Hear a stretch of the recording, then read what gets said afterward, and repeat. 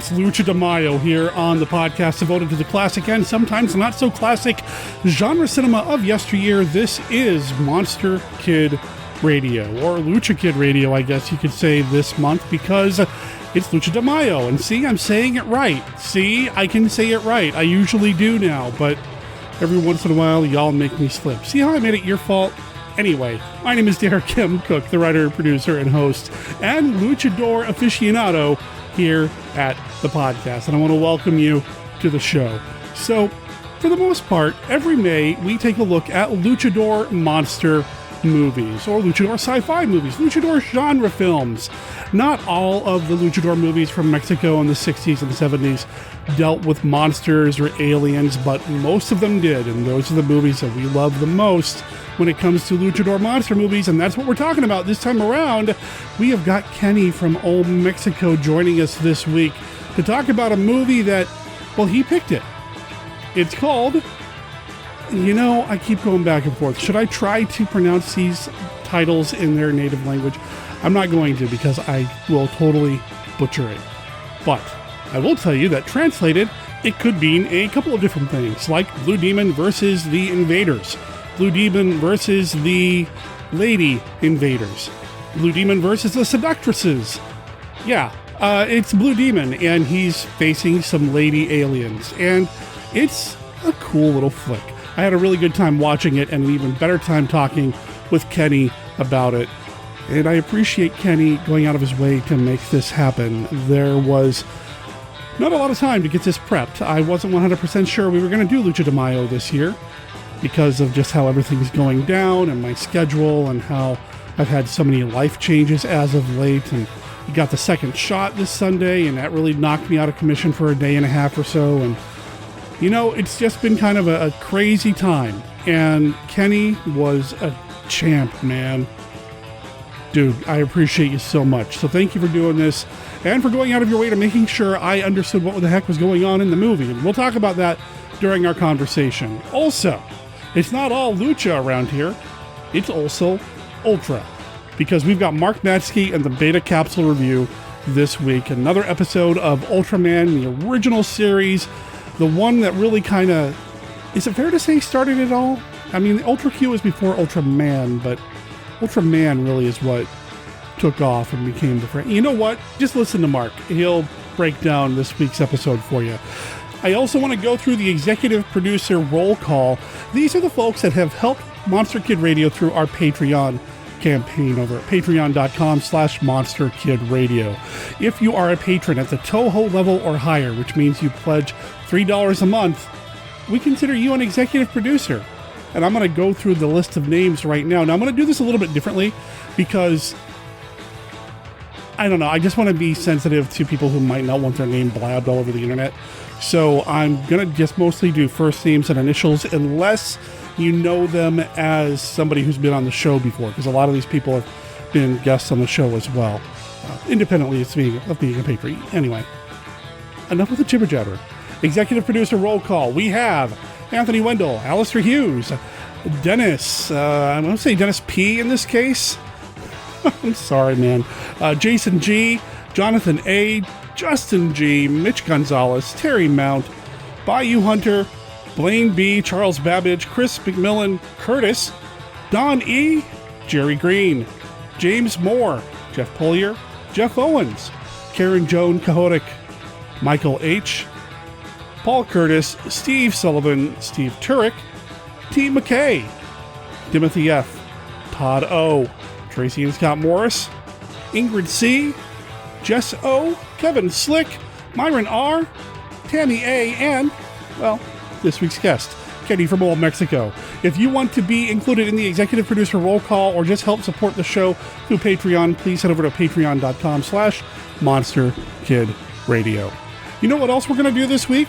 We have a little bit of feedback. Why don't we kick some of that off here right now? Hey, Derek, this is Steve Sullivan calling in about your stop-motion top 3 films. I got to say, they're pretty great films that you guys mentioned, but I think you have to rule out Willis O'Brien as well as Ray Harryhausen, because if you don't rule out Obi, then your top 3 stop-motion films are Son of Kong, King Kong, and The Lost World, not in that order necessarily. So you'd go Son of Kong, Lost World, King Kong, and we're done. Or you could go any one of those three, and then the Giant Behemoth and the Black Scorpion. So I would rule out Willis O'Brien, too, and unfortunately that means ruling out Pete Peterson, who often worked with him, as well as Harryhausen, and that way you lose Mighty Joe Young, which you lost already with Harryhausen, and you lose the Black Scorpion, and you lose the Giant Behemoth, all of which are great films, and you could make those three your top three, too, if you wanted to. But I'm going to eliminate all those. And I'm also not going to give anyone in my top three non-O'Brien, non-Harryhausen films with stop-motion monsters. I'm not going to give any of the three to the same person because, again, you could start filling it up with the work of just one person. So here's my top three. Counting down, we have 3, Mad Monster Party by the Rankin Bass Group, the same people that did Sid Mad, did a movie full of monsters. It's a little slow, but it's got really cool monsters in it, and the stop motion is great, and the story is fun, too. It's very Mad Magazine-like, although a little slow, but the animation's fab. So that's number 3. Number 2, I'm going to go with something you guys did, and to reinforce this, and that is Journey to the Beginning of Time by the Czech animator Karel Zeman. You can get his stuff from, there's like a whole, I was going to say library, a whole museum of his stuff in Czechoslovakia or the Czech Republic now, and you can get stuff directly from there, or you can get it from Criterion. Brilliant stuff, great dinosaurs. Check it out. The top slot for me has to go for Jim Danforth and When Dinosaurs Ruled the Earth, because we've got, we've got a plesiosaur, we've got the strange Rhedosaurus-like creature that parents Victoria Vitri, we've got all crabs, giant crabs, we've got all sorts of weird stuff, and it's brilliantly animated, some of the best animation ever done. It's a perfect companion to Ray Harryhausen's caveman movie, 1 Million Years BC. So there you go. And again, Danforth, I could fill the top 3 with just him. We could do this, you could do Jack the Giant Killer, and you could do Seven Faces Dr. Lau. And then we're done again. And that's not even getting into newer people that did things like Dragon Slayer, Phil Tippett. So we're ignoring that kind of stuff, but Dragon Slayer would definitely make my top list if I wasn't ruling him out just for being past 1980. So that's it. Those are my top 3. We've got the Mad Monster Party, Journey to the Beginning of Time, When Dinosaurs Ruled the Earth. Keep up the great work. I hope people are enjoying Atomic Tales. We'll keep doing more. I've now scripted them or written them up through episode 11. So, got some catching up to do. Stay safe. Love you all. Steve Sullivan, signing off. So a couple weeks back, we did our top 3 stop-motion movies not featuring Ray Harryhausen's magical work with stop-motion animator Ryan Langel. And Steve, I completely spaced on Mad Monster Party. I completely just ignored that. I don't know why. It's clearly stop motion. As Rankin Bass, the first time I saw Mad Monster Party, I didn't like it. I found it to be incredibly dull and slow. But as I continued to watch it, because I made myself watch it again, I started to really love it. And now I adore that film.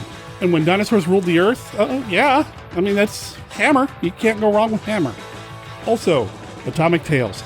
Listeners, if you go back to episodes 510 and 515, you can hear episodes or parts 1 and 2 of the Atomic Tales story. This is something that Steve writes and is produced by Christopher R. Mim over at St. Euphoria, the Mimiverse, the filmmaker who makes a lot of really cool movies once a year at least.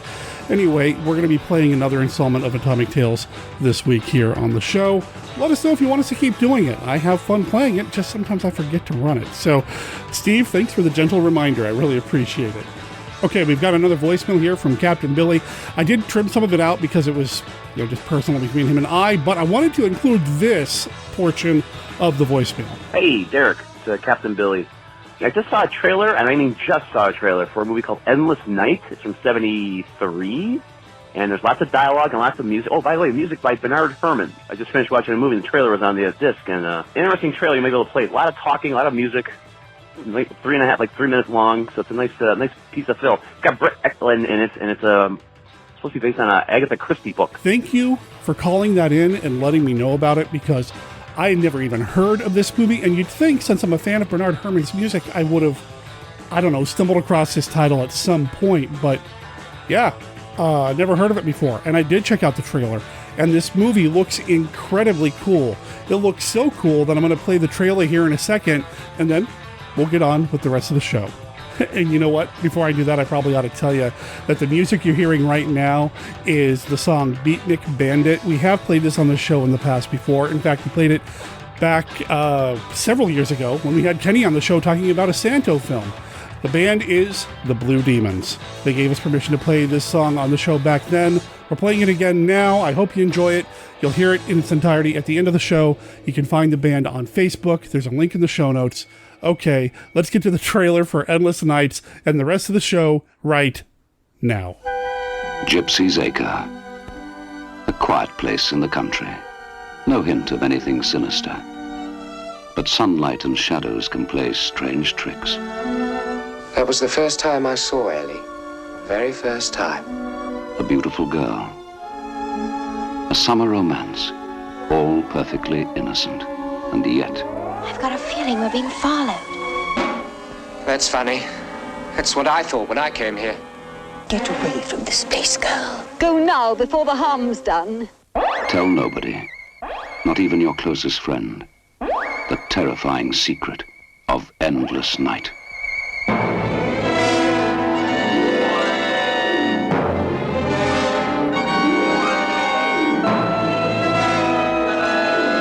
From the best-selling novel by Agatha Christie comes a film masterpiece of chilling suspense.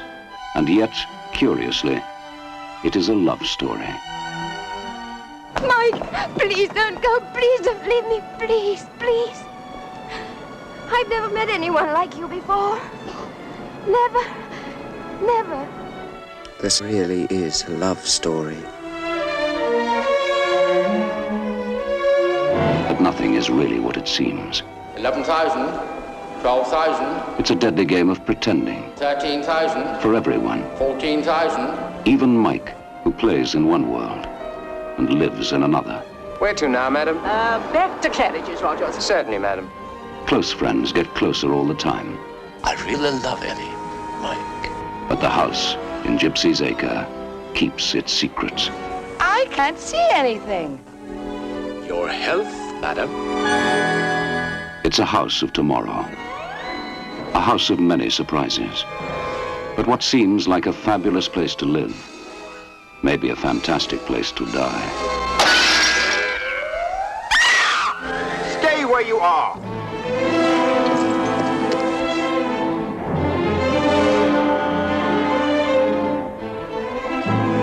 His incompetence borders on the supernatural.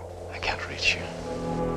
Whether of this world or the supernatural, the danger is very real, very close. I thought I heard something. What was it? Like a child crying? That sound that you and Greta heard. It wasn't a child, was it? It was a cat. A Siamese cat. You have let it take possession. Ellie! Tell nobody, not even your closest friend, the terrifying secret of Endless Night.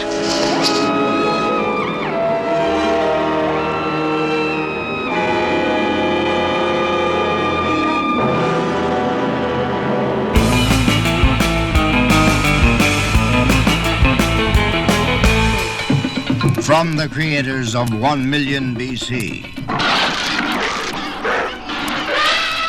when dinosaurs ruled the earth. It is the beginning, the darkest age of all. The wings of a monstrous bird darken the sky. A great beast lumbers forth in search of prey. A beautiful virgin is marked for death. It is the beginning, a time of terror, pagan worship, human sacrifice. From across the shadowy abyss of time, Warner Brothers brings you When Dinosaurs Ruled the Earth. Rated G, general audiences. Now, creatures from the grave battle each other to see who or what will be left. See all that remains in War of the Undead, a super triple shock treat starring your favorite ghastly ghouls. See the Prince of Vampires fight the King of Monsters in Dracula vs. Frankenstein. Then watch the maddest werewolf alive slash vampires to pieces in Frankenstein's Bloody Terror. And of course, see vampires slaughter savage cavemen in Horror of the Blood Monsters. It's triple terror, 3 times the thrills, torments, and tortures as bloodthirsty demons meet in the massacre of the century. Don't miss the greatest triple shocker of all. It's Dracula vs. Frankenstein, Frankenstein's Bloody Terror, and Horror of the Blood Monsters all in one super show. It's War of the Undead in blood-drenched color. Rated PG.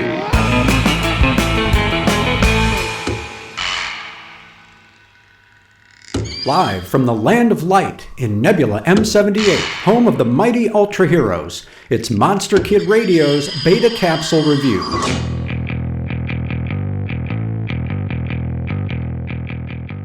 A spinning steering wheel, a single-car accident, a trail of green goo, and a gelatinous man-sized plant executing 2 men, all happening in the first 2 minutes of screen time. That's the breathless beginning of the 5th episode of Ultraman, The Secret of the Miragonda. The Science Patrol responds to all this by heading in 2 directions. Captain Muramatsu and Hayata investigate the car wreck, enlisting the help of Dr. Iwamoto, while Arashi and Ito arrive at the greenhouse globe, where they learn of genetic experiments being conducted on plant life by a certain Professor Yamada. Yamada had led a research team to Oilus Island, and it becomes apparent that those who were killed were members of Yamada's team. While guarding photographer Hamaguchi, the only surviving Yamada team member, Arashi is attacked by the plant monster Greenmons. The Science Patrol dispatches the creature with their beam weapons, but it reappears later as a kaiju-sized threat. Arashi attempts to settle the score with his trusty spider shot, but succumbs to Greenmon's toxic pollen spray. Hayata transforms into Ultraman, but is himself staggered by the green mist, and only has a few precious seconds to stop Greenmon's relentless growth. There's considerable star power in Episode 5, beginning with the appearance of Dr. Iwamoto, played by Akihiko Hirata. Famous for his portrayal of Dr. Serizawa in 1954's Godzilla, Hirata's presence lends the proceedings an air of credibility and seriousness, which is offset by Ito's clowning throughout the episode. The role of the photographer Hamaguchi is played by Akiko Wakabayashi, who had appeared in Ultra Q's 9th episode, Baron Spider, Toho Classics, King Kong vs. Godzilla, and Ghidorah the Three-Headed Monster, and 1 year after Ultraman, would become an international star thanks to James Bond in You Only Live Twice. This is a pretty whimsical episode for a story about a homicidal plant. For example, watch for the transitions between scenes. They give the term green screen new meaning. For Monster Kid Radio's Beta Capsule Review, this is Mark Matzke reporting.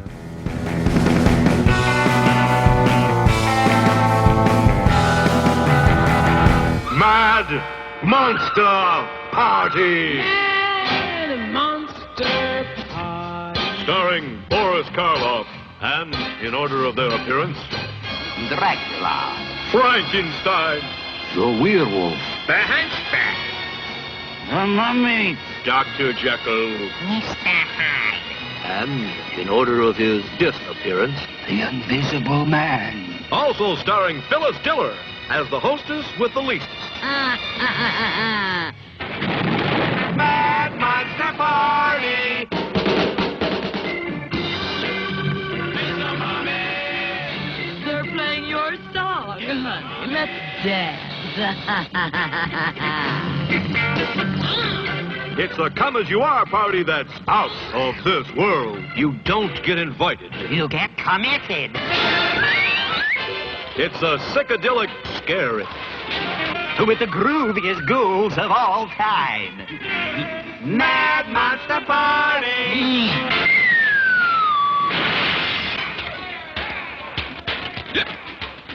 Lunch, anyone? It's a blast.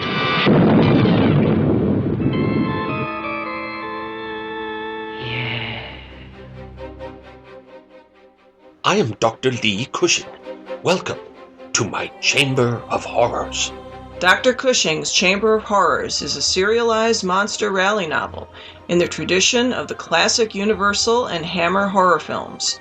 It's written by Stephen D. Sullivan, the award-winning author of White Zombie, Kaiju Attack, Manos, The Hands of Fate, and the original Chill role-playing game.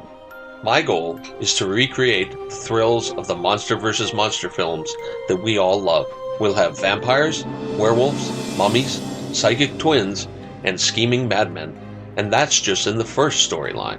Now you can get Dr. Cushing's Chamber of Horrors and other monster stories sent directly to your email for as little as $1 a month.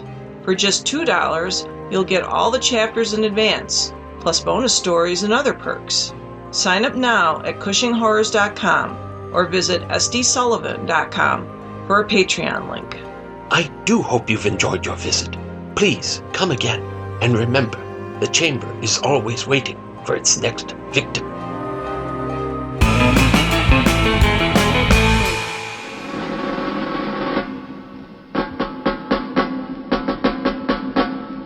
Stephen D. Sullivan and St. Euphoria present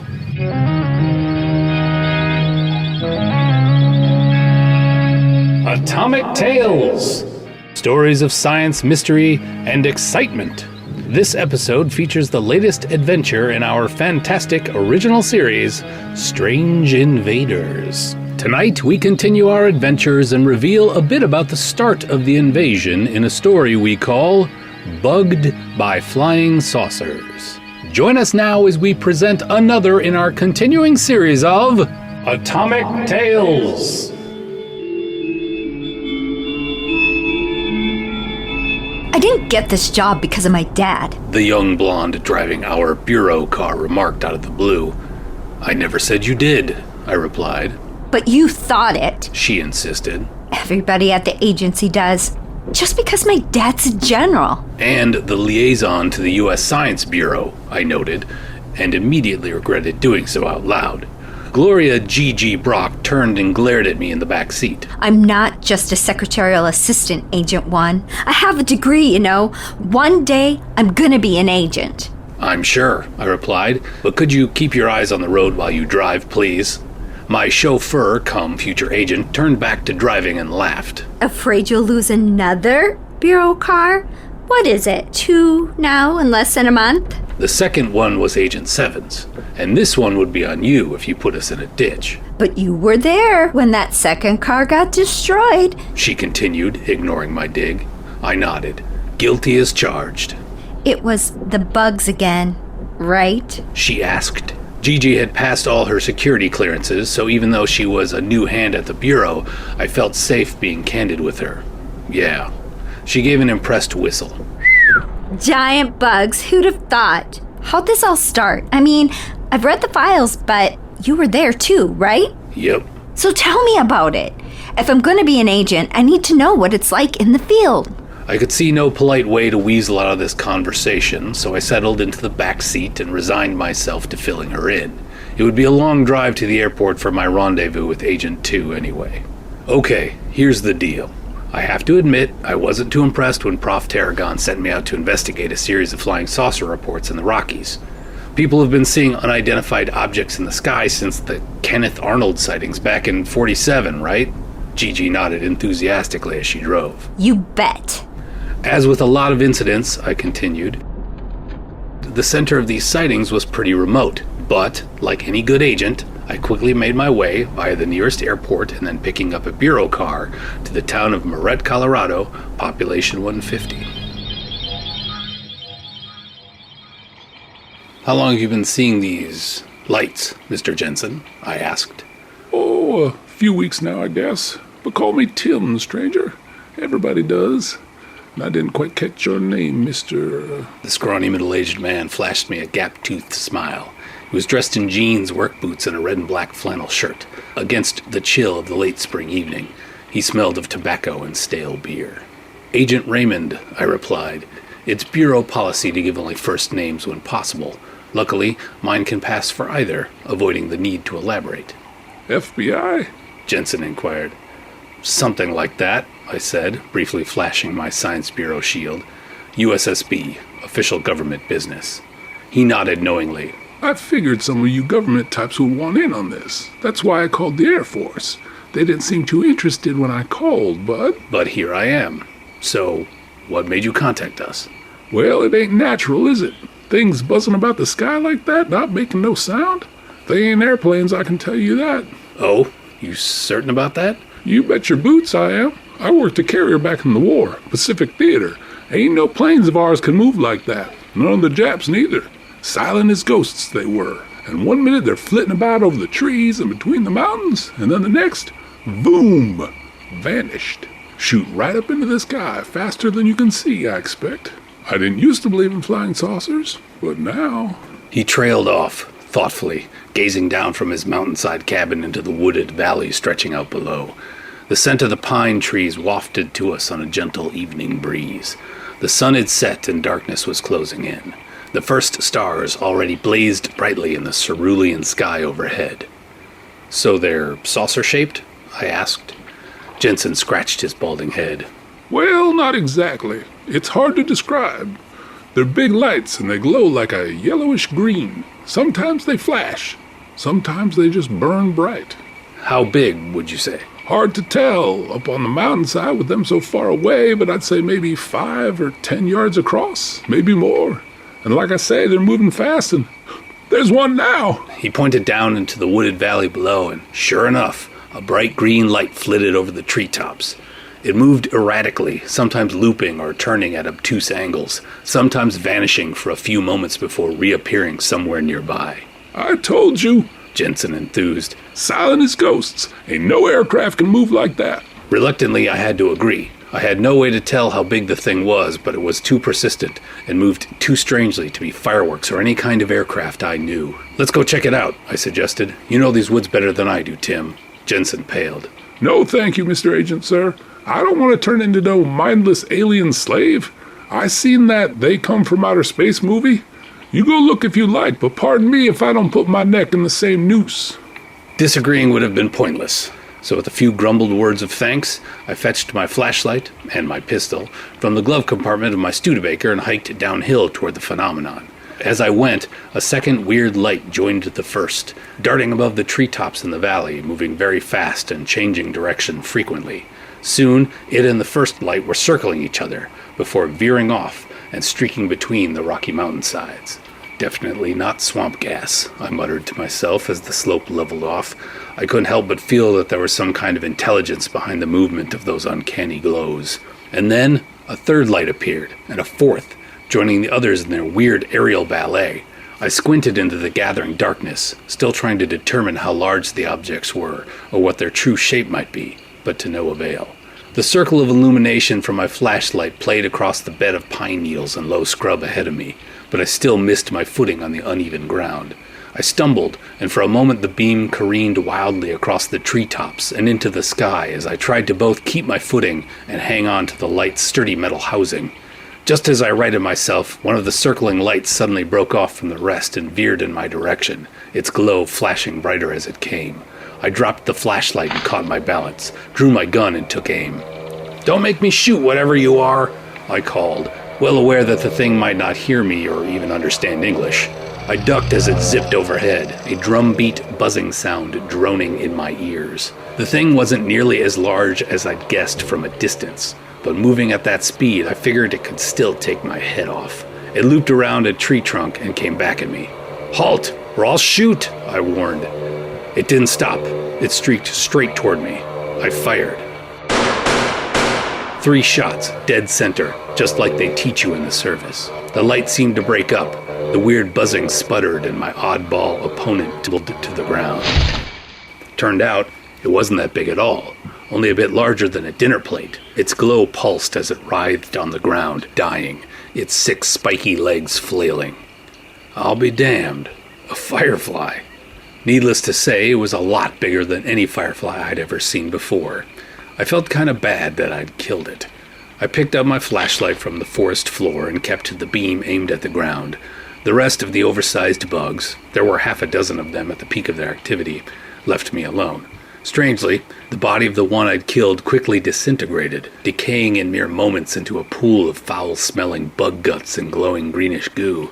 In a moment, even the small remainder disappeared, sinking into the soil or evaporating. It left not a single sample for me to take back to the Bureau, much to the disappointment of the doc and our other scientists. When I reported to HQ, Professor Tarragon informed me that the insects were harmless pollen eaters and shouldn't be a threat to humans, even at that freakish size. The Bureau sent out Agents 7 and 9 to collect evidence and take pictures, but we were unable to lure the giant fireflies into coming anywhere near us after my initial encounter.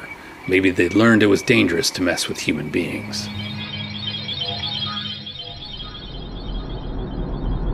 I gazed out the Studebaker's window, watching the last glow of sunset disappear behind the trees as the car neared the small airfield. That might have been the end of it, if the incidents had stopped there. After all, what's a few big fireflies putting on a light show in Colorado every spring? Jensen and the locals in Moret were pretty happy about the bugs. Figured they had a new tourist attraction, one they didn't even have to feed or maintain. I shook my head ruefully. How could any of us, even the Tarragons or the other big brains in the Bureau, know those fireflies would just be the start? What do you think is going on with all this weird stuff, Agent 1? Who knows? At first, we thought the bugs were just a natural mutation. Later, Doc Tarragon posited the outlandish growth might be related to atomic radiation. Moret is downwind from a few test sites. But now, giant bugs popping up, UFOs buzzing the skies, reports of unnatural creatures haunting the U.S. Things used to be so normal. My young chauffeur opined. Now it's almost like we're caught in some kind of strange invasion.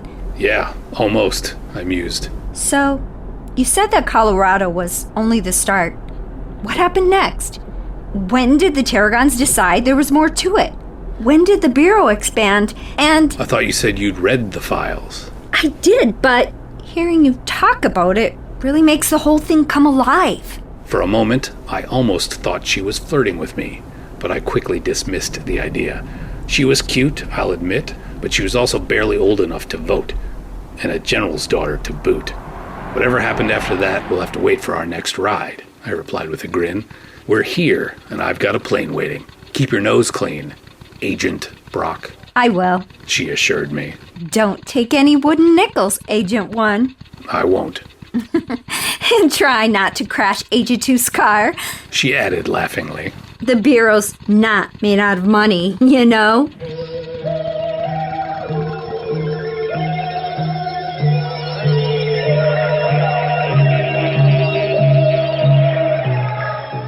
This has been an original story of Strange Invaders, part of our ongoing series of Atomic Tales, brought to you by St. Euphoria Productions. Tonight's episode, Bugged by Flying Saucers, was written by Stephen D. Sullivan. It was produced, edited, and read by Christopher R. Mim and featured Gwen Ruhoff as Gloria Gigi Brock. Be sure to tune in next month for more Atomic Tales. Visit us at www.atomictales.com. Please support the films of Christopher R. Milne by visiting steuphoria.com and the work of Stephen D. Sullivan via his Patreon at paysteve.com. All elements of this episode are copyright 2021 by their creators and may not be reproduced or reused without permission. Atomic Tales and Strange Invaders are trademarks of Stephen D. Sullivan, all rights reserved.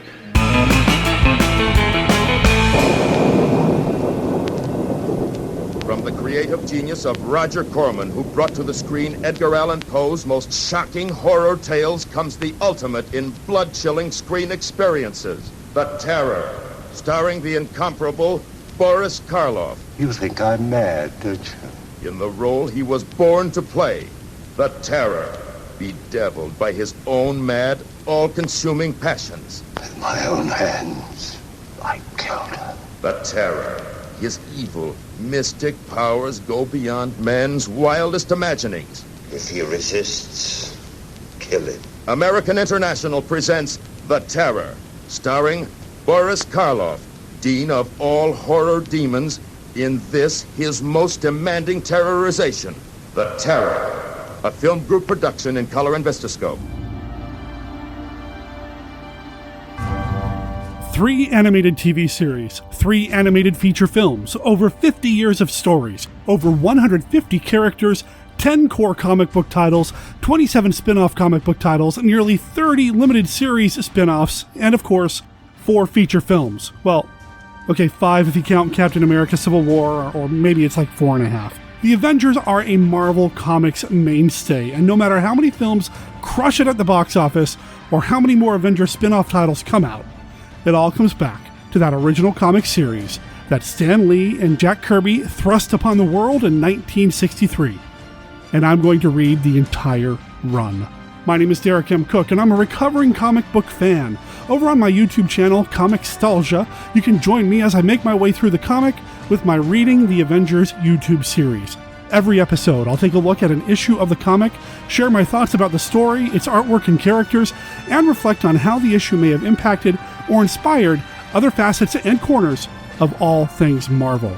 I'd like to invite you to join me as I make my way through every single issue of this iconic comic book.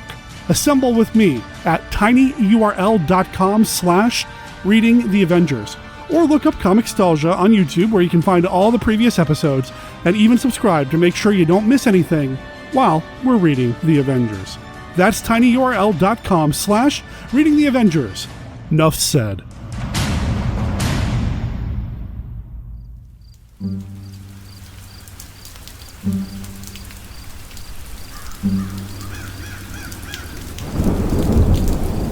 Good evening, Monster Kids. This is the Count. I'm here with some friends to tell you about our favorite board and card game podcast. It's Go Forth and Game. Tom and Ryan talk about all things gaming with special emphasis on interviews with game designers and publishers. What do you think about this, my tall, gaunt friend? Go Forth, Game. Good. And what about you, my undead comrade? I think Go Forth and Game is the most entertaining podcast about board and card games that I've come across in 4,522 years. So, if you enjoy listening to 2 monster kids discuss topics like abstract games, the best family games, game schooling, various game mechanics, and of course, monster-themed games, then you should give Go Forth and Game a try. That's goforthandgame.com, available on iTunes and Spotify.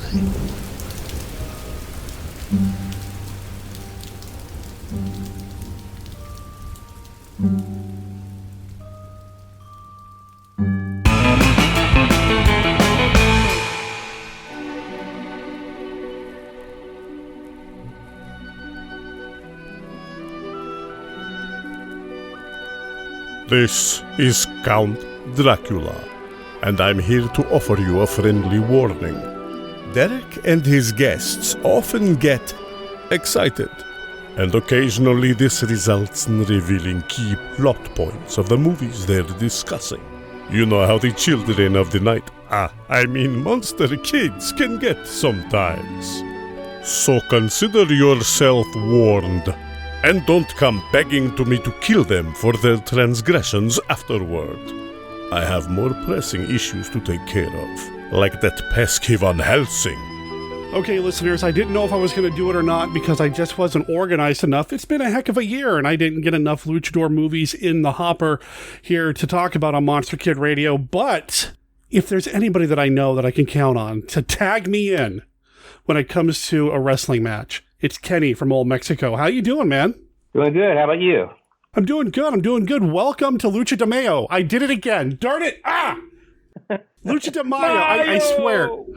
It's Lucha de Mayo. Man, I was saying it right for like over a year, and then y'all gave me some grief at the Monster Kid Movie Club, and it reverted back. Lucha de Mayo. Lucha de Mayo.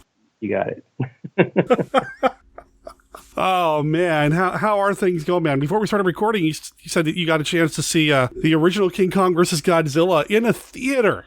Yeah, how awesome is that? Pretty amazing. I was hoping that there would be other brave monster kids there. I don't think there was any, but I was basically there with 3 or 4 other people in a big giant theater. But it was really cool. And it was funny when you went in, the girl would say, "This is the old one. It's not the new one." I was like, the old one. I want the old one. But it was a good time to get on the big screen, just like it was 1962 again. Wow. How awesome is that? Oh, so cool. Although, to be fair, there aren't any luchadors in that movie. Well, I'm just saying. Kind of. They're wearing masks, and they're kind of wrestling. So, hey, close enough, right? Okay, I'll give you that. Kind of wrestling. That was definitely a mask that Kong was wearing there. Oh, yeah. Where was I? I was somewhere online, or I was in a conversation, and somebody was talking about how much they love. Oh, it was in the Monster Kid Movie Club. One of the questions was, what's your favorite kaiju suit? And somebody brought up the King Kong from King Kong versus Godzilla. And, I like what you like, but really compared to the original Kong film, no. It doesn't really hold up, but I mean, it's got its own charm. So. That had to be a nostalgia thing. Like, that must have been his first kaiju film. It was cool when you're a kid and you just remember that because... Oh, sure. It does not hold up under the critical eye. It's a little bit of a challenge. It looks pretty beat up and ratty, but, it's one of my favorite movies, so I'm not going to dog on it too much. And that's a nostalgia. That's your first one. I remember correctly, your first kaiju film. So yeah, that I saw start to finish at the big screen, man. Oh, my first kaiju film was Destroy All Monsters, and I saw it. My brothers and my aunt took me to see it. I think I was probably 7 or 8 years old. 7 years old, I had to be. And it was a double feature, like a late night double feature: The Terror and Destroy All Monsters. The Terror scared the crap out of me, and Destroy All Monsters, so that was a dinosaur nut beforehand. So Destroy All Monsters, man, that was just like the tops for me. Oh, yeah, I bet. So I love that. And that was like my first one. So I got the Super Monster Rally, first one. Everything else was a disappointment. Everything goes downhill from there. Godzilla 1954? What's he fighting? What's he fighting? Light poles and buildings? Well, it was that train that was looking at him real mean. He had to take the train out. Oh, poor train. Oh, man, those movies are there's just something comforting about those movies. And I'm going to say there's something comforting about these luchador films, too. You give me a guy in a mask fighting whatever, and I'm in. In fact, the other day, Dominique, Dominique, she's been on the show, yes. And been to Monster Bash. She called me, or no, she didn't call me. She sent me a message on Facebook and said, "I'm going to Hawthorne Street to the Dead People store. I'll be at your house at noon to pick you up." Now, I didn't know what this meant. But, I've learned a long time ago. I've been friends with Dominique for a long time. Don't question her. So Hawthorne Street is this street here in Portland where there's a bunch of kind of niche-y, sometimes kind of high-end retail shops, all locally owned or whatever, and a lot of walking around outside. So we're able to keep socially distant, wore my mask. We wore our mask when we went into these businesses and all that. And the Dead People store is a place called the Gold Door, I think. I'll double check, but it's a place where a woman who owns the place apparently goes down to Mexico every few months and cleans out all of the little vendor stalls in the various small towns that she comes across, brings it all up here to Portland, marks it up, and sells it. And so, yeah, I bought a luchador mask. Yeah, you see one of those things in the United States, like you have to buy them. Like these here, I went into like a comic store in Calexico, which is right on the border. But it was like a comic book store, but they had these luchador dolls. And I was like, Santa and Blue Demon, they're in the United States already. I'm going to buy them and then import them back into Mexico and probably pay the price. I'd probably get a kick out of going to a store like that and seeing the prices they give them and knowing that, in Mexico, I could probably get that for peanuts, Yeah, no kidding, right? Yeah, when I picked up my luchador mask and I went to the counter to pay for it, she told me she picked it up at some, what did she say? Some fight center lucha dome thing in Mexico City. Like, oh, cool. That's awesome. Of course, I get it home, and it's made exactly like all the other luchador masks that I've picked up at the military surplus store, but still, whatever. I mean, I got a luchador mask now. Another one, so. Yeah. Anyway, we're kind of on a shorter period of time because we've got the Monster Kid Astronomy Club coming up here shortly, but before we get into luchador movies, you want to do the Classic 5 real quick? The Classic 5! You know, that's recording. I may end up using that. You know that, right? All right, well, you could do a little harmony thing with Steve's version there. Oh, wow, yeah, I wonder if I could. Kind of like Simon and Garfunkel.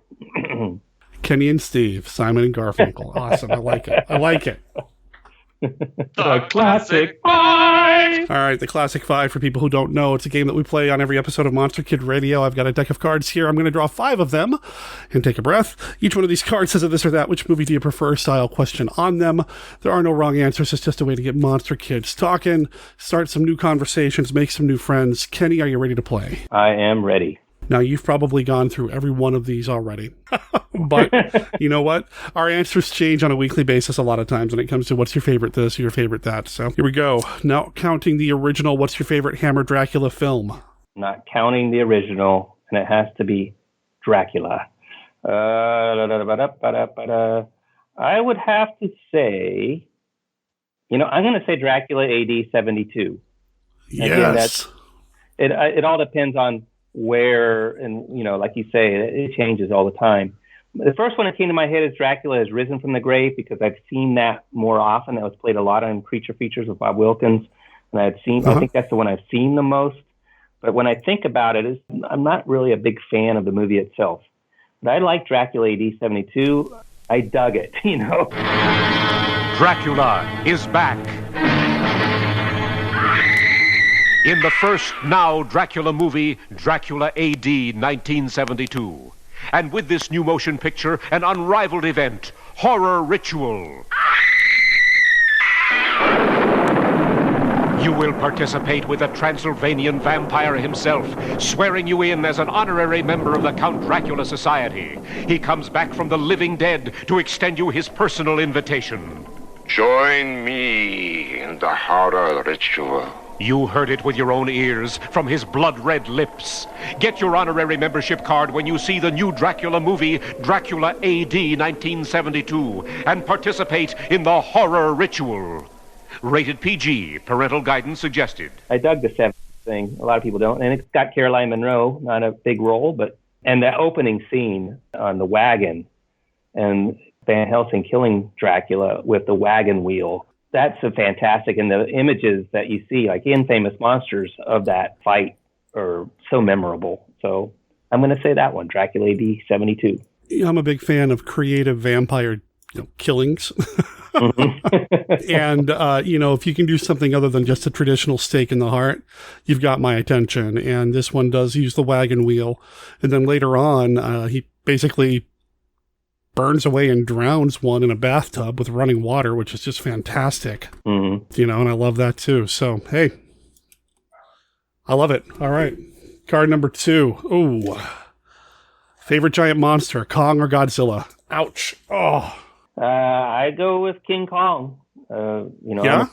I'm a stop motion animation guy, and I love the original Kong and Son of Kong.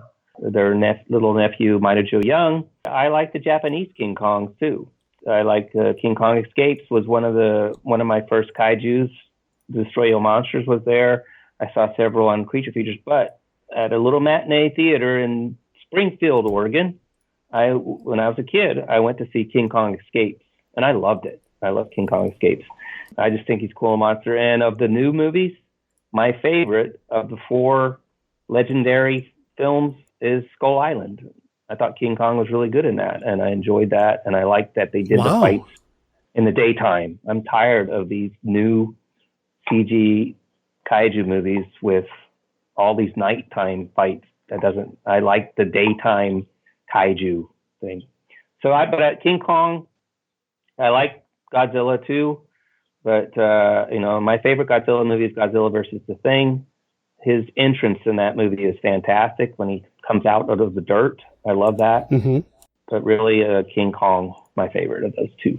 Yeah, I knew that about the stop motion, so maybe I shouldn't have been surprised or wondered if it was going to be too hard to answer, because I knew that you love stop motion. So yeah, that makes more sense. That makes a lot of sense. All right, card number 3. Oh, the Monolith Monsters or Monster on the Campus? Oh, the Monolith Monsters.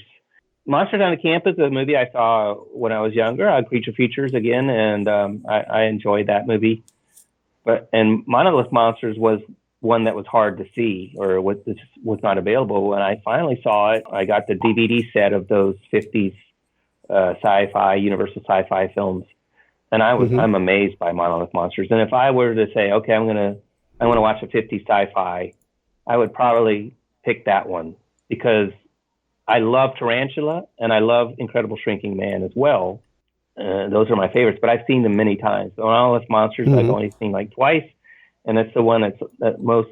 Just the concept was so cool and so original and different. And there's one scene I can't remember exactly what happens, but it's like a little kid or is like petrified. Yeah, it's scary. It's terrifying, shocking. So. Yeah, those two, Monolith Monsters, and it's one of, I would say, top 3 of my favorite 50s sci-fi films from the Universal. It's a good one. It is so good. Yeah. Yeah, and it's the original idea of it, where it's like nothing you've seen before, and no one's really tried anything like that again, and it's really an interesting idea. I liked it. It really is. Yeah. Yep. All right, Amazing Colossal Man or Attack of the 50-Foot Woman? Wow. The lesser of two evils. Oh, no. It's one of those, depends which I've seen the soonest type choices. Okay. But I'm going to say Attack of the 50-Foot Woman, because I think Yvette Vickers is cute. And Amazing Colossal Man doesn't really have, any really cute. He doesn't do it for you? Yeah. And then June Allison isn't bad either, and I get a little bit with the Colossal Man movies, the see-through effects really throw me off. And so I can take the little kid stall that the Attack of the 50 Women is holding better. It's kind of a funner special effect to me than the see-through Colossal Man. So I'm going to say Attack of the 50-Foot Woman. All right, and this last card, the last question I'm just making up off the top of my head because it fits with today's theme. What's a monster you've never seen the luchadors fight that you'd like to see fight? A monster I'd like to see fight. A luchador fight. Well, heck, the creature from the Black Lagoon. Right? Or has he done that? As soon as the words were out of my mouth, I realized, oh yeah, creature. I know that there's like a creature-like movie, but I don't know if they've actually done. But to have a luchador team, like a 3, the Mil Mascaras, Blue Demon, and Santo, go to the Amazon jungle and actually have to do battle. Because really, this creature, we don't really see the creature battle that much with humans. And to be able to see them. And that leads right into this movie today, because, Blue Demon's ready to fight the creature from the Black Lagoon. He really is, for no good reason. Yeah, he carries Scuba Gear in his car. So what the heck, man? He's ready. Why not? And if he loses it, his detective friend carries one in his car too. Fantastic. Isn't that like just come standard with every car in Mexico? You would know. You're down there. Don't you just keep, Scuba Gear next to the spare tire and then... Yeah, we're like, especially where I live, we have so much water just in case. Just in case. Oh yeah, we're always ready to go scuba diving. There you go. And in fact, when Blue Demon goes into the water during the movie we're going to talk about, I instantly thought of you, that you're like, is he going to find the creature? Is he going to find the creature? No, not quite. It would be cool, though. I think it would be really neat to see like a luchador monster movie. And like you said, I love the idea. If we could figure out a way to write it without like dealing with copyright problems, I'd write it in a minute. I would love to see that. I'd also love to see a team of luchadors take on a kaiju of some sort. I just don't know how it would work. Mm-hmm. I just want to see luchadors and giant monsters. I just, again, don't know how I would pull it off, but I'd love to see it. Well, here's an idea, like taking the Pacific Rim idea and where they would have the giant robots, and they're like, these crazy kids in their video games, they just do not know how to fight these kaiju monsters. Who would know how to fight these kaiju monsters? Who can we get to wear these suits? Oh. Then they could say, hey, well, let's get Blue Demon, let's get Santo in there, and they could be wearing those suits.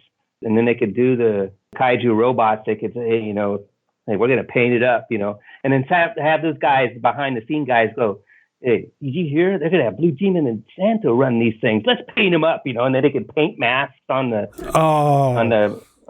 robots, and then have them do CG wrestling moves against the kaiju monsters. That would be kind of cool. and Guillermo del Toro would be perfect for doing that, because I'm sure he loves luchador. I mean, he's a Mexican guy, and he's got both fandoms going at the same time. I think he'd be perfect for doing that. I don't know why he hasn't already. I'm sure he's listening. So Guillermo, if you make that happen, okay? Oh, I love that idea so much. Well, we could keep daydreaming about that, or we can talk about Blue Demon fighting off some 10 women from outer space. Yeah, let's do it, man. Blue Demon versus contra las invasoras, versus the invaders. It's also can be found Blue Demon versus the seductores, which would be seductresses. That's the movie that I chose. And just for a reminder, and for the new people out there, why I do a Blue Demon movie every year. In 2014, I had a weekend with Blue Demon. I won't go through the details of that. You can listen to older podcasts and hear that whole story. But at one point during the time I was with Blue Demon Jr., I asked him, what do you think is your father's best film? And he told me, Santo contra los monsters, Santo and Blue Demon versus the monsters. So it's like, okay. And we watched that. That was the movie they were showing at the Monster Bash when I was with him. And I watched it, and I was like, really?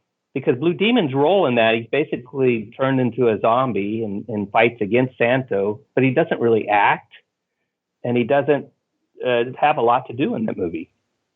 And I'm thinking, that's really his best? And he did all these solo films.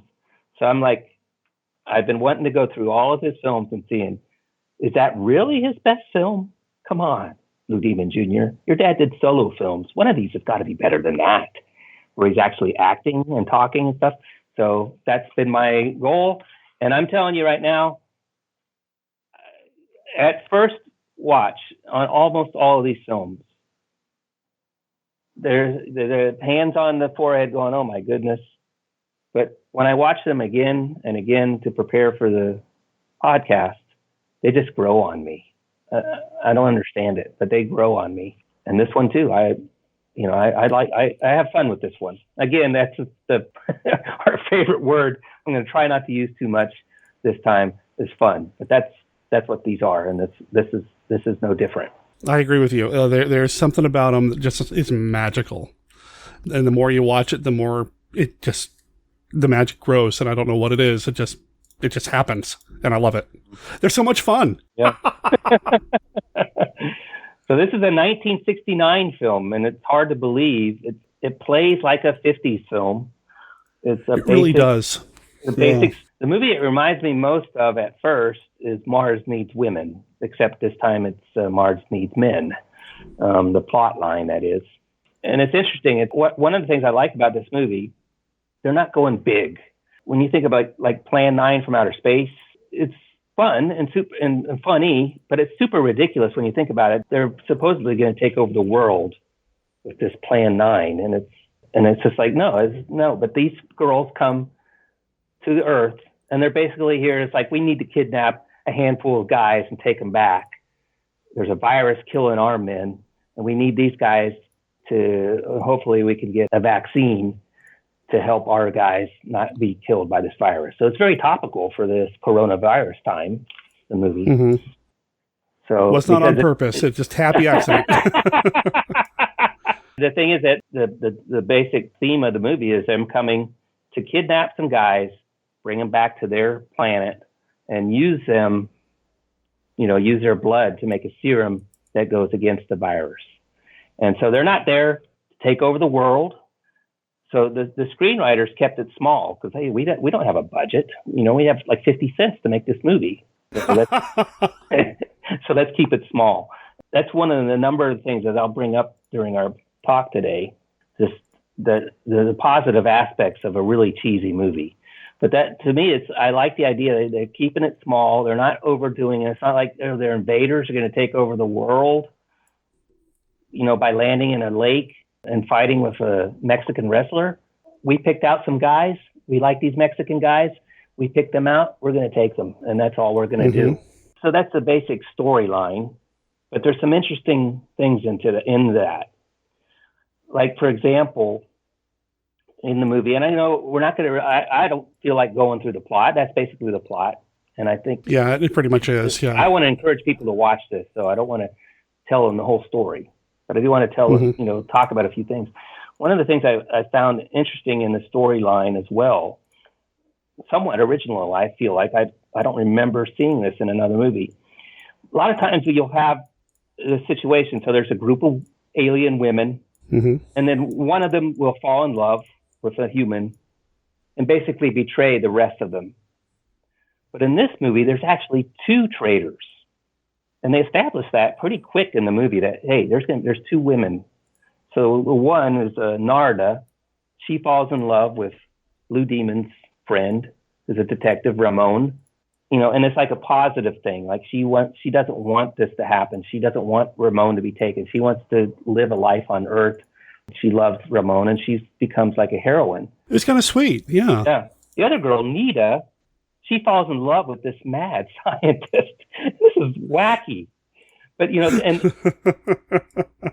and this movie is very economic in its storytelling because the girls arrive, and we get to see each one of them beam down, from wherever they were onto the spaceship one at a time, so we can see how pretty each one is. Yeah, they were really kind of filling time there, yeah. Yeah. And they talk with their big leader, and they figure out what they're going to do. They learn how the world fights by watching women wrestling match. And then they cut instantly that they're with the guys that they're going to kidnap. They've been working for them. One of them sings a song for them. It's like, yeah. In today's filmmaking, we'd be seeing all how they got there and how they did this. It would have to be a TV series. They just jump right into it. So anyways, this girl Nita, she's in love with this German crazy mad scientist, and they're like, oh, I love you, let's go destroy the universe. And she basically betrays what they're doing too. So there's like two traitors amongst these women. There's only like 6 of them, and 2 of them are traitors, and one of them like falls into total evil with her earthly lover, and the other one falls in love with the Blue Demon's friend. So it's like, I don't remember ever seeing that in a movie where you have 2 traitors, and in the 70-80 minute movie, that's a lot of story to go through. It is really, I thought that too when I was watching it. I thought it really just zipped along really quick. And even when they were kind of padding for time a little bit with the beaming in of the women, which I thought that was kind of a neat way to do it, with some flashing lights, a little bit of smoke. And was there a sound, did it have the brunning sound effect there, or was that later? Yeah, that's a little similar to the one used in Santo versus the Martian Invasion, but a little bit different. There was a lot of interesting sounds going on in this movie, kind of like a Forbidden Planet type soundtrack at times. You're right. Yeah, no, you're right. A lot of that. But I thought it was kind of, I thought it was pretty smart and interesting the way they did that. And, what they say about, mad scientist couples, and I don't know where I'm going with that, but the couples that mad science together, I don't know. Yeah. Yeah. And so if I want to land me a super attractive Mexican alien woman, I just have to be a mad scientist that speaks German. Is that what we're saying here? Well, if you want a blonde one with the brunette, she just went with the nearest delivery driver. That's another crazy thing about this movie. Apparently, the master And I want to talk to her about her a little bit, in just a little bit. But the master handpicked these guys. Like they were saying at one point in the movie, they're like, no, you're supposed to get this guy. And she said, well, we'll talk to the master. She might have another one for you. But she wants it. It's like, okay, so one's a businessman, one's like an agent, one's a mad scientist, one's a detective, and one's a delivery truck driver. Where did that come from? You know, and again, the economy of the storytelling. He's just driving along, and boop, she's there. He's like, "Where'd you come from?" You know. So I'm gonna get me a job delivering for Amazon, and then maybe there you go. Here's how you can get. See, I'm thinking, and just keep dreaming of that dream girl popping in beside you. You're like, "Where'd you come from?" Well, and the guy is so nonchalant. It's like, "How'd you get here?" "Oh, I snuck in." "Oh, okay." It's like, dude. And she's like basically throwing herself at him, and he's like, "I can't do this. I'm not supposed to have it." You know, I was like, man. But he finally falls for the magic kiss. But I loved it. Now, but yeah, very, very like we have plans for these very specific men, but they don't really get into who or why. Well, I mean, they get into who, but not really why. Like, why is the delivery guy important? I mean, I get maybe wanting a scientist, fine, but truck driver, okay. Yeah, so that was interesting. Maybe it makes you scratch your head and wonder why. But you're watching a Mexican wrestling movie. You shouldn't wonder why. You should just sit back and enjoy it. Good point. Good point. And I think good point. One of the things I wanted to talk about when we were talking about the leader, I'm trying to decide, Derek, and help me figure this out. That was either a Spinal Tap type filmmaking accident or something super, super original. If you remember, the leader was like this little tiny head inside of like what looked like must have been some kind of giant brain. Right. So I was thinking, okay, they were probably thinking, oh, either was like a Spinal Tap type thing where it's like, we want this super leader to have like a big brain, like a big head. And then the prop guy or the special effects guy goes, well, how big do you want it? And the guy says, well, you know, like, here, let me write it out for you. And instead of 30 centimeters, he writes 30 meters, you know, by accident. Wicked. Or they were sitting around the planning table deciding how they wanted this to look. And he says, we've already seen big-headed aliens, and we've seen this, and we've seen that. Why don't we have a little tiny-headed alien? That'll be really original. And so that's what we get. Yeah, I don't know. And another thing about this movie, it starts out very much like classic science fiction movies. The two that come to mind are Day the Earth Stood Still and Star Wars. Why do I say that? Right away, boom, special effects. They show you right away these special effects. I'm trying to do this with a straight face. I was going to say, you're laughing there, Kenny. Why are you laughing so much? You have to see them to believe them. And I mentioned to you, I had sent you like a commentary translation track because I couldn't find any subtitles for the movie. I hope that helped you enjoy them. It did, and I loved it. My favorite parts are when you were telling me the women were saying, I love you.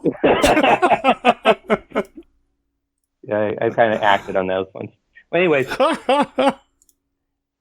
the special effects in this movie I consider nostalgic. And not because nostalgic for all the Harryhausen films that I've seen and loved and all the Star Wars films and all the special effects films that came after Star Wars and right. All that. But it's nostalgic for the times when I was a kid and there was a time where it's like, I want to be a special effects technician. So I got my dad's little 8mm camera. Didn't really have a single frame, so I kind of had to tap the trigger and hope that it would take one frame, but sometimes it would take 2 or 3. Sure. And I got this little plastic Ghidra model that had movable head, and I would animate it and pop that thing and move it a little bit and pop it again. And then I had some cotton, and I kind of made the cotton grow out of the mouth like it was breathing, smoke or flame. Oh, cool. Yeah. Good idea. I spent several hours putting this thing together, and then I put it on, and it went so fast at regular speed that it was like, what? And then I slowed it down and run it like 8 frames a second, and it's like, oh, okay, see, it's animating, it's working. And I did a couple projects like that. And what I realized is I'm never going to be a special effects technician. I don't have the patience to do this. I don't know how they do it so fancily. But I think if I had seen this movie, during that time, I would have been inspired. Hey, I can make it. I can be a special effects technician because I can definitely do that kind of special effect. Oh, no. Wow. Yeah. The special effects are, you know what?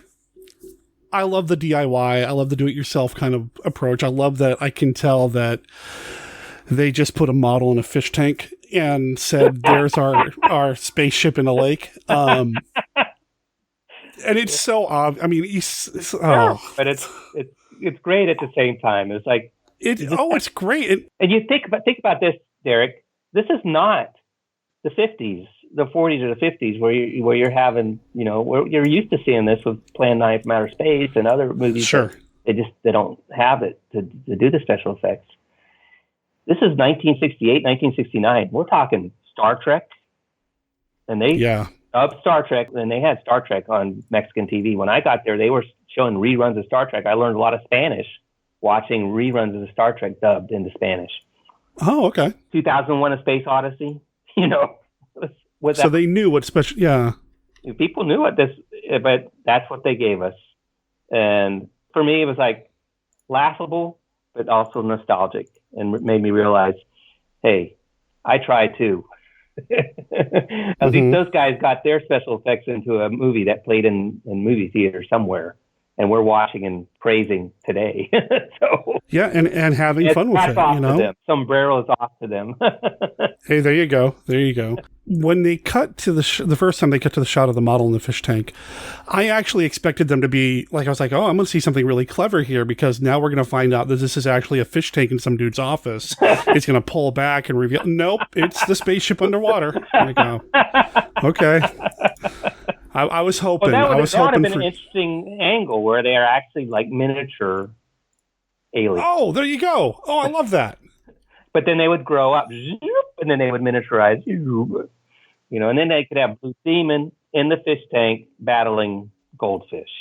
Oh, I see. There we go. There's our luchador underwater monster movie right there. Yeah, so that was one of the interesting things. Now, what about talking about there were 2 actual wrestling matches in this movie? Mm-hmm.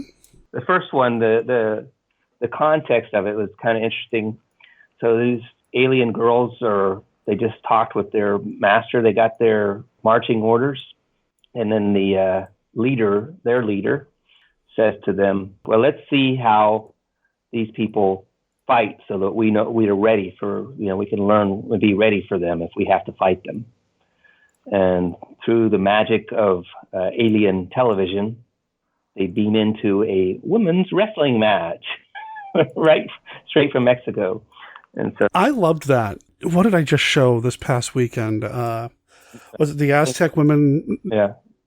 The women versus the Aztec mummy. Yeah. That's it. Mm-hmm. And, I made a comment that a lot of times with these women's matches in these movies, you don't see the actual women wrestlers perform. The actresses aren't wrestlers like Blue Demon and Mascaris and all them were. Mm-hmm. But it was cool to see an extended women's match in a film like this. They're all wearing masks. They're all doing their thing. A couple of them look alike. I really enjoyed that, and I was getting into it. But then I'm a pro wrestling fan, so. Yeah, and it was actually pretty decent wrestling. Yeah. And it felt like they filmed a real match. It wasn't something that they staged just for the movie, because there was, the stadium was filled, and it kind of had the look of a televised match. So I thought that was interesting. Now, one of the trivia things I wanted to bring out about that particular match, as I was listening to the commentary, which I didn't translate for you because basically it's a translation for the blind, it's like a radio announcing the thing. But he kept saying, it's an Australian tag team match. And I just noticed that actually today as I was rewatching it. I was like, what is that? Why did they keep saying that? So I looked it up, and I found out what it is there was this Mexican wrestler, and he went to a circus. It was, I think it was a circus in Mexico, but it was run by Australians, and they had a bunch of kangaroos. So, and they had 6 kangaroos, and they were doing stunts and stuff. Oh, no. But a little girl got into the ring, and a kangaroo tried to attack this little girl. So the trainer, he defended her. They got the girl out, but he ended up fighting with his own kangaroos. And 3 of them were like going against him, and the other 3 were like standing in the corner.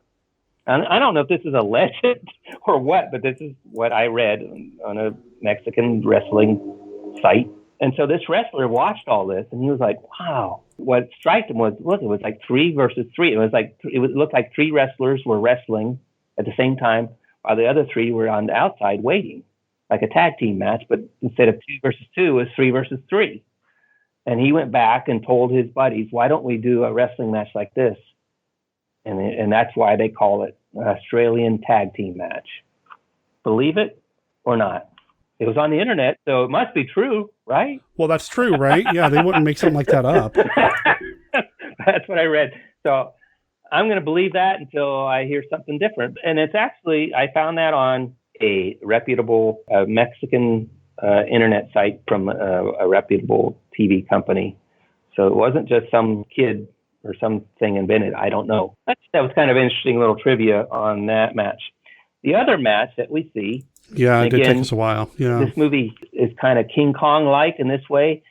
It takes us about 20 to 30 minutes before we actually see the hero of our movie, the Blue Demon. A lot of prelim stuff. But when we do see him, we can see him in a pretty decent, looked like a real live filmed wrestling match, a tag team match. The interesting thing about this particular one, interesting to me, because there was actually a black wrestler in there. And that is something, to be honest with you, here in Mexico, it's unusual. And so I was listening to the name, and here this guy, his name is Dory Dixon. And he is actually from Jamaica. And they mentioned that in the play-by-play, the guy saying the Jamaiqueño. And he actually was born in Jamaica, became a wrestler, and he did most of his wrestling. He did some wrestling in Japan, in the United States, but most of his wrestling he did in Mexico. And he had a Mexican trainer, and he was pretty well built, and it was a pretty good wrestler. It was interesting. It was an interesting match, and he matched up well against Blue Demon. But another interesting fact about Dory Dixon is that after he retired, he became a minister for the Seventh-day Adventist Church, and he still goes around preaching about health. You know, the Seventh-day Adventists are really into healthy eating and healthy living, so he's still out there, I think. I have some connections with the Christian community in Mexico, and I know of a couple of Seventh-day Adventists, so I was like imagining, wouldn't it be cool if he came and spoke at the Seventh-day Adventist Church, which is right down the street from where I live, and I could go and interview him about wrestling Blue Demon. Wouldn't that be so cool? It turns out he had some championships too in his history. I'm looking him up now. He was NWA America's Tag Team Championship at NWA Hollywood, NWA Texas. He had some championships. That's awesome. It's interesting and unique.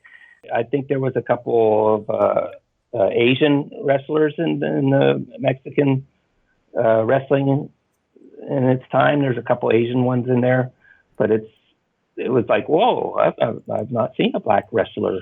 And so I looked him up, and I thought that was interesting. That's very cool. You want to talk about the Scuba Gear real quick?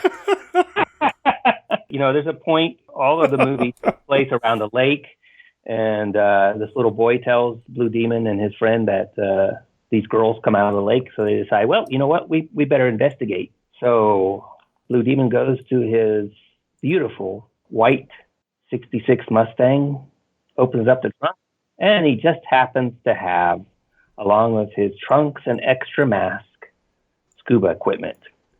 And he goes down and he goes swimming, and he's looking in it, and one of the girls goes out, and here they can swim, and he says they can swim like a fish, and they're without scuba equipment. And he gets kind of in a little tussle with one of them underwater. So we have some underwater wrestling, male, female wrestling. So, wow, Yeah, that was cool. That was actually really cool. I liked that. And he said, she has super strength. Well, anyways, he loses his scuba equipment, goes back up, but and tells his friend, you know what, I need to go back. And his friend says, well, if we can find my car, I have some scuba equipment in my trunk. Now, of course. If you've ever been to Mexico City, that place is probably 50, I don't know how many square miles of nothing but concrete.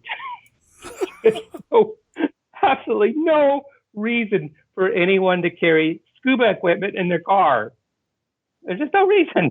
When Frank Children's on the show, we talk about how Santo is the Superman of luchadors and Blue Demon is the Batman of luchadors. And I just keep thinking Batman always had the bat shark repellent just in case. Blue Demon's got the scuba gear just in case, and I loved it. Yeah, and I mentioned that in one of our other episodes that we've done, where he's a jack of all trades. He knows how to do everything. And one, he's a scuba diver, he's a detective, and he also is a mechanic. He opens up the hood and said the car's not starting. He opens up the hood and he goes, "This isn't going because they ain't got no cables." So he's always he's very resourceful. He's beyond just a fighter. Yeah, and that's another thing I wanted to mention, where the fights in this film, beyond the wrestling matches, which were early in the movie, relatively early in the movie, after Blue Demon's match with Dory Dixon and that tag team match, there's no more ring wrestling, but we do have a couple pretty good fights. Yeah, in the hotel room, and again, they're at first glance they're not overly impressive, but when you really look at them on a second, third viewing, you can really see that there's some pretty good stunts going on. And there's some goofy stuff, like this one guy's just hanging and the other guy's just hitting him on it. It's like, well, why doesn't he just fall? Or, why is he hanging there by his hands? But there's other sections of it, and the sound effects, and it seems like, man, they're really hitting each other, whether they're stuntmen or wrestlers, and they're jumping off. It was really well done. Yeah, I thought that there was some pretty good stuff. There was little sections of, that's stage type of thing, but there's other parts of it that these are pretty good fights. And I always like a good fight scene. I was kind of impressed with the ones in this movie, the two main ones. And there's another one where they attack Blue Demon by his car and he bashes the guy. He gets the guy in his trunk and bashes him with the trunk door and all that. So that was a pretty good fight. I enjoyed those. Typically with these movies, I feel like they always end with a match in a wrestling ring. Mm-hmm. You don't have any of that here. You get the wrestling out early, and then the rest of the fighting is all outside of the ring with the bad guys or whatever. And I liked that too. It's kind of a break in the formula that I've gotten used to, which I like. And it was interesting. It becomes more of like Blue Demon becomes more like a detective, and I'm going to rescue my friend. And and this wouldn't be appropriate for him to be wrestling too much with women. So they bring out the flamethrowers, which were some interesting effects there. Those were, we were kind of giggling about that, but I really kind of liked it. You could hear me laughing on my track. I mean, they're hiding behind a huge rock, and she blasts it with that thing, and that thing just disappears and blows up at the same time. Yeah, that was a little silly. It was kind of silly, but it was actually kind of an interesting effect because it was, whoa, it was laughable. And then instantly they get up with everyone with their hands raised. It's like, we cannot deal with this, And they surrendering. No, I liked that a lot too. Yeah, it's just a lot of fun. We're doing it again. I'm doing it again, aren't I? It was so much fun. I'm not going to say it. So much fun. I'm not going to say it. It's enjoyable. But it was. Diverting. It's any other synonym of FUN word. It was very pleasant. Yes, I was never bored. How about that? Yes, that's the fantastic thing about these wrestling movies. And again, when I was talking about the economy of filmmaking, the plot devices, where they're not boring you with a lot of exposition, with a lot of driving around. Like, one of the things I was struck by where the main part of the film takes place, my guess is that it took place in a town called Toluca, which is north of Mexico City. And of course, Mexico City now is like this gigantic metropolitan orb, and it's almost engulfing Toluca. But when you go north of Mexico City, you go into a region of Mexico, which is very much like the Pacific Northwest. Lots of pine trees, and there's a lot of lakes. The climate's very cooler, and it also gets cold, and sometimes we even have snow. But it's very, very, very much like the Pacific Northwest. Okay. But of course, he's in Mexico City, and he goes to the detective, the police department, and they're telling him, hey, your friend has disappeared. And the last we heard, he was going to go to this lake. They didn't say which lake. No one ever said which lake it was, but Blue Demon knew where it was for some reason. To me, what's the economy of this is like they show him driving away from the detective's office. They show him one place like, okay, if you're from Mexico City, that's like on the edge of town. Like there's some monuments that usually, that are part of the freeway and they're outside of town. And boom, he's in the forest. Any other movie, you're going to be in the car, they're going to play a song, there's going to be a montage. Get on with it. Come on. And I see that a lot in modern day filmmaking where it's just like, why does the movie have to be 2 hours and 20 minutes long? Why? Why do they make these movies so long? Why are we seeing every little thing that they're doing? Why can't they cut? And this movie is like, we're not afraid to cut. People want to get down to business. Boom, we're going from here to there. Those girls are in the spaceship. Boom, they're with their guys that they're trying to kidnap. And they've been with them for a week or more. And it's like, what? But at the same time, it's like, how great that is that we don't have to sit through how did they meet these guys? How did they get together? This and that, this and that. That would make it long enough to be a whole series or a 3-hour movie. It's like, we don't need that. It gets right down to business. And I like that about this movie. And that's one of the reasons that these movies are never boring. They get down to business and they get into things. Now, there's some parts like we were talking about the girls beaming in one at a time when the rest of the movie, they beam all together and there's no smoke. They just put their hands on their heads and pop, they're gone and pop, they arrive. But this thing, they're arriving one at a time, but it's like, that's not boring because they're nice looking girls. So that was kind of fun.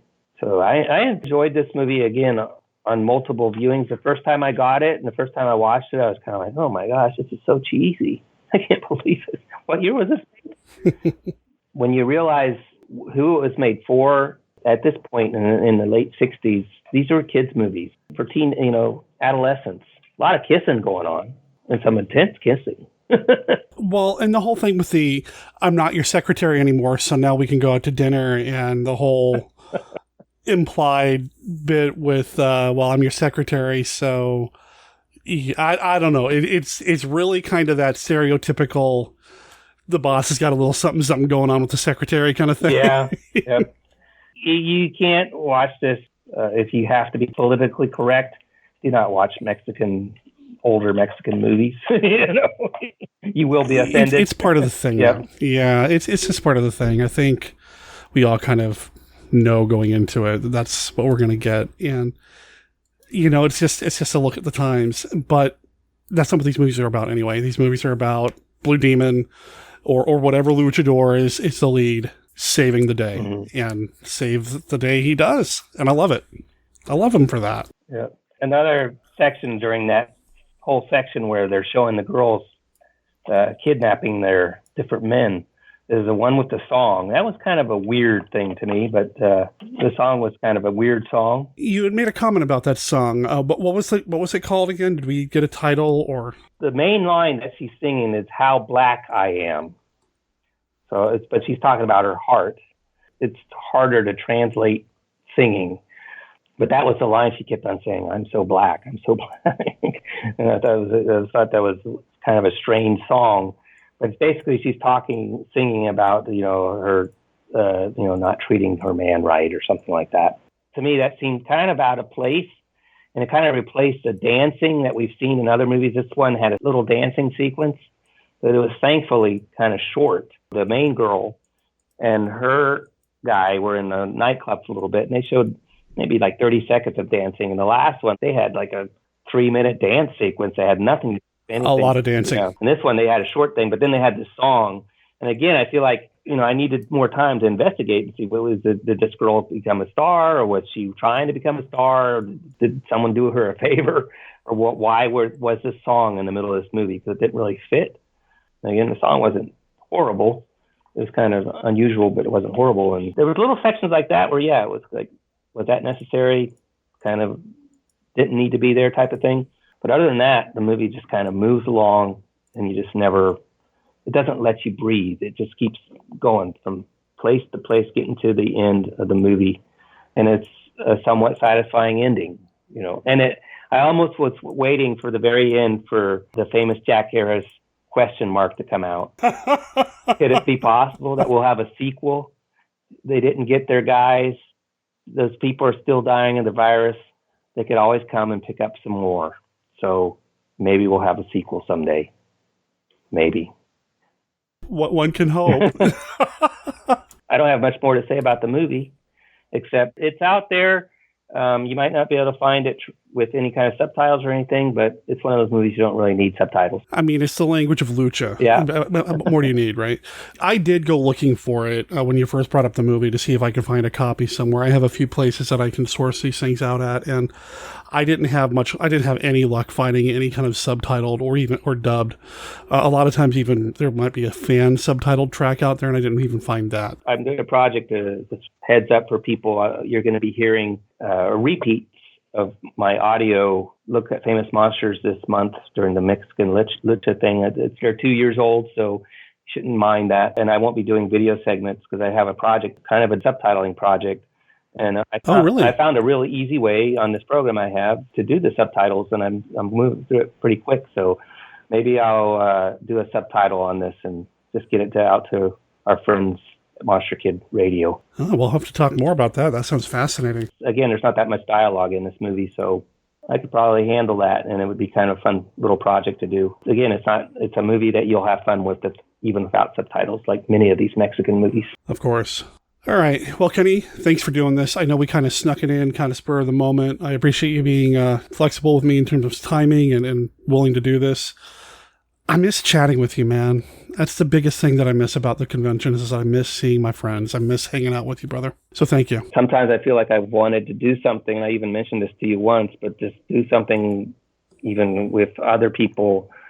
I like the Twitch stream and all that, but it doesn't satisfy that need of real, I'm going to say, a fellowship, where you're talking with people and getting it back and forth as much with the chatting. I was thinking about, let's do like a Classic 5 hour or something where there's more of this and more people joining together and doing stuff like this, because I do enjoy this too. And thanks for having me again. And I'm always open for any kind of movie. I know you have a lot of guests lined up all the time, and that's great. And but I'm always willing.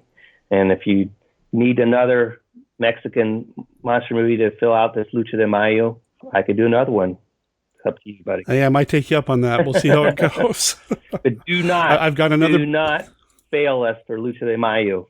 There's no reason for it. I don't want to. Now, I do have to tell you, I'm going to cheat on you a little bit, because next week I'm doing another Blue Demon movie, but it's with somebody else. No. Come there and destroy you. Oh no. What? Well, you'll have to have words with Tom Gurganus about that one. He's the one that recommended the movie. I'm like, okay. Which one are you doing? Blue Demon, and is it Zorbeck? Man, I can't remember. I better find out before I record with him, huh? Cool. If you send me a link, if you find it on YouTube or whatever, send me a link and I'll send you some comments or something. Okay. That's cool. I want to see and finally make a determination what is the best Blue Demon movie. My ultimate goal. There you go. I can't believe that one with he's paired with Santo, and Santo's the main star. Come on, Blue Demon did his own movies. He's got to have one that's better. Right now, I can't tell you which one. The three that we've done, I can't tell you which one I like the best. They've all been good for me. Zovek and Blue Demon in the Invasion of the Dead. Sounds like a good one. The title sounds great. That movie's actually been on my radar for a long time because I've considered talking about it on Monster Kid Radio once.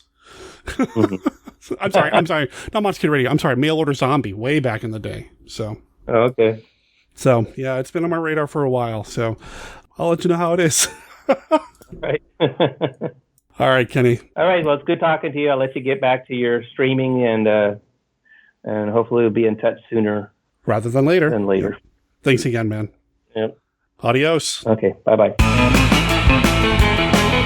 Hola, cabezones de Radio de los Niños Monstruos. Soy Kenny con un vistazo a monstruos famosos de la tierra del cine.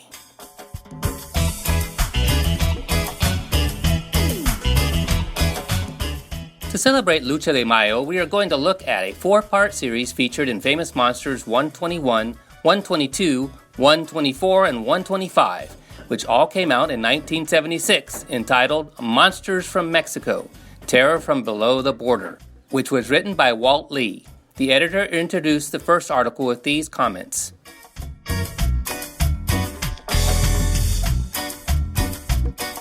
Godzilla and Company.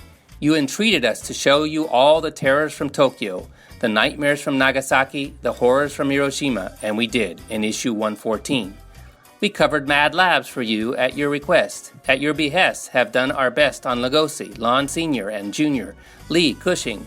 We've gone to bat on vampires, and our mettle has been tested on our coverage of robots.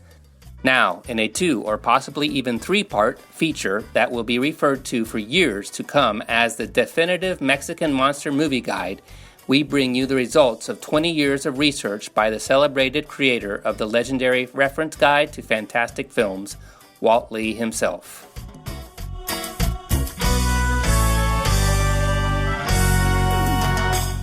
Walt takes over and briefly mentions the 1934 Phantom of the Convent, which will be featured at the 2019 Summer Monster Bash, and 1952's The Resurrected Body, before giving a full synopsis of the first luchador monster movie from 1956, The Body Snatcher.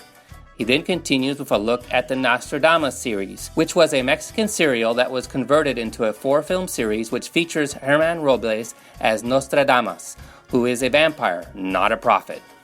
Before the next synopsis, Walt had this to say about Mexican monsters. Many of the monsters in Mexican horror films of the last dozen years or so have been patterned after characters in the Universal films. In many cases, the mask made by Don Post based on Universal's monsters have been used with various additions to complete the costume. Sometimes the names of the characters have been slightly altered. For example, the Frankenstein monster has been called Frankenstein, Frankenstein, Frankenstein, Frankenstein with a QE, and Frankenstein. He next reviews the film Frankenstein the Vampire and Company, which is an unofficial remake of Abbott and Costello meets Frankenstein. He continues with a brief look at 1962's Macabre Path, which features vampires, 1964's Adventure at the Center of the Earth, and from 1966, Dinosaur Island, which features footage borrowed from Hal Roach's 1 Million BC. And that ends the first part of the series, a 9-page article with 16 photos. Hasta luego, amigos.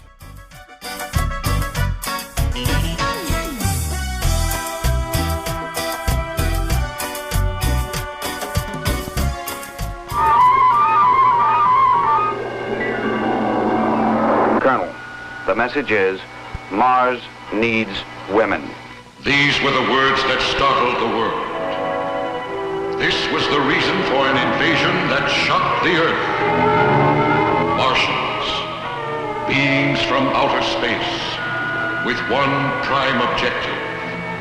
Women, Earth women, to help repopulate their dying planet, to bring new blood to an ancient civilization. Beauty and the Beasts. Only the beasts were men. Martian men. Every woman checked and double-checked. Only the most perfect, the most beautiful. Is Earth to be ravished because Mars needs women?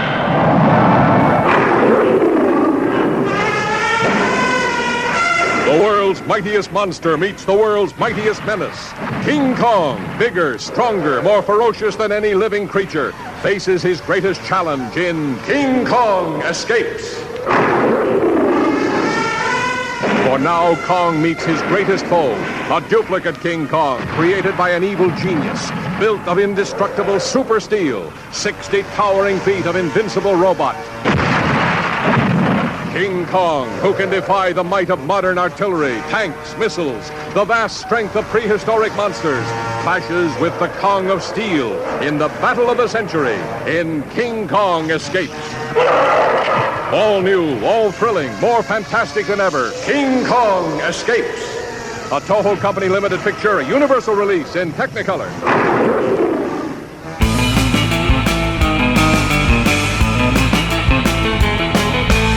Thanks once again to all of our patrons. Thank you to Mark and Kenny for all of their hard work here on the show. Thanks to Steve and Captain Billy for calling in. Thanks to all of you who retweet the tweets, share the posts, give us honest reviews wherever it is you download podcasts these days, because it's constantly changing. I just want to say thank you to everybody who helps support Monster Kid Radio and helps to support me. I also want to say thank you to all of you who supported Monster Kid Radio in this year's Rondo Hatton Classic Horror Awards. So, I've mentioned this on Facebook and on Twitter, and it's already been announced in the Classic Horror Film Board's forums as well. Monster Kid Radio did not win Best Multimedia this year. We were a runner-up again, and that's great. I really appreciate everybody kind of backing us there and just, sharing the Monster Kid love. I appreciate that you appreciate this community and this podcast that you've helped me create. What I did not expect is, I still don't know what to say about this, so I'm just going to keep it short and sweet. I'm trying to figure out how I'm going to address this. I'll probably produce a video in the near future since I won't be able to go to the actual ceremony that's happening at Wonderfest next month, but I was inducted into the Monster Kid Hall of Fame. It's still stunning to me that happened. I know that a lot of you in the chat over at the stream when we do the Monster Kid Movie Club movie days and such have talked about it, and I know there was kind of a movement on Facebook with some of you, but I really didn't expect it. Not that I didn't trust you guys and gals, but there are just so many other people out there that have done so much more and have had so much of I'm not even able to put my words together, so I'm going to stop. I'm just going to say, if you were part of that, or even if you weren't, I don't know, just thank you. I'll try to put my words together better within the next week or two, because like I said, I do need to put a video together to send over to the people at the convention, since I won't be able to be there in person. Oh, man. Where do I go from there?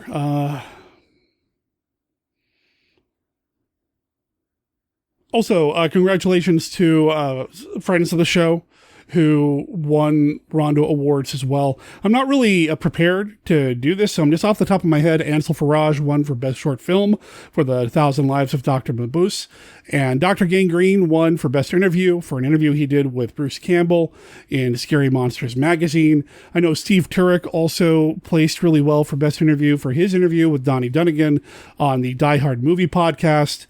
I'm sure there are others that came in. Oh, Carrie Gammel's book, the Dracula graphic novel, did well. You know what? I'm going to put a link in the show notes. You can check out the winners, the runners-up, and all of that yourself. And then maybe next week I'll have my act together and I'll be able to go over a list in person. But yeah, this whole Rondo thing, I just didn't expect it. So thank you. I appreciate it. I mentioned the show notes that you can find at monsterkidradio.net. That's where you're going to find links to everything that we've talked about here in the show. On the show, you're going to find links to all the movies we've talked about. You're going to find links to Steve Sullivan's book. You're going to find our contact information. You can call and leave a voicemail for Monster Kid Radio at 503-810-5MKR. That's 503-810-5657. Or you can send an email to the podcast. monsterkidradio@gmail.com is the email address. That's monsterkidradio@gmail.com. Everything you need to know about Monster Kid Radio is right there. So hop on over there when you're done listening to this episode if you need more information. There's even links to Amazon. Those are our Amazon affiliate links. I think I already mentioned those. If you click on those, even if you're buying something completely unrelated to Amazon, please consider using that affiliate link, even if you aren't going to buy the book or the movie or whatever it takes you to, because you still stay within the Monster Kid Radio Amazon umbrella, and we still get a little bit of kickback from Amazon, and it helps to support the show. And I really appreciate that. Anything that you guys and gals can do to help out what we do here, it means the world. Let's talk about next week. So I have a recording coming up with Tom Gurganus from Go Forth and Game. Tom's been on the show before. He's going to be on the show again when we talk about another Blue Demon movie. I think I mentioned it in the conversation with Kenny. Let me see if I can remember the title of it. Is Blue Demon and Zovek and Blue Demon in the Invasion of the Dead.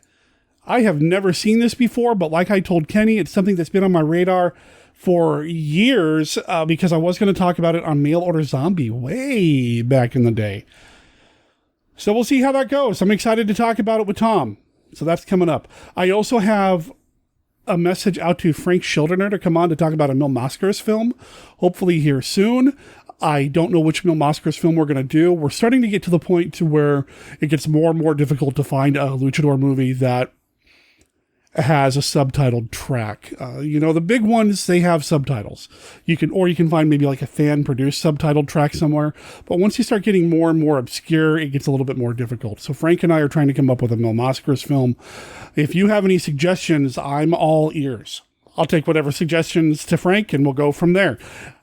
Until next week, remember that Monster Kid Radio is a registered service mark of Monster Kid Radio LLC. All original content of Monster Kid Radio by Monster Kid Radio LLC is licensed under a Creative Commons Attribution, Non-Commercial, No Derivatives 3.0 unported license.